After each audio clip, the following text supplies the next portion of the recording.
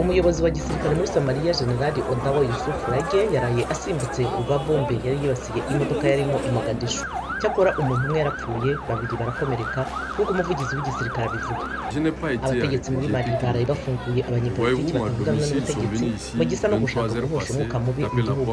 Abashinzwe umutekano bari babafashe nyuma y'urugomo ruheruka kuba mu myigaragambyo yamagana Perezida Ibrahim Boubacar Keïta. Polisi muri Congo ejo yarashe ibyuka bijyana mu maso isesa imyigaragambyo y'abantu ibihumbi i Kinshasa. Mu Buholandi, umunyamali ushinjwa kuba umurwanyi wa Kisilamu witabye urukiko mpanabyaha mpuzamahanga, abamwunganira bavuze ko kubera ihungabana yagize adashobora kwisobanura.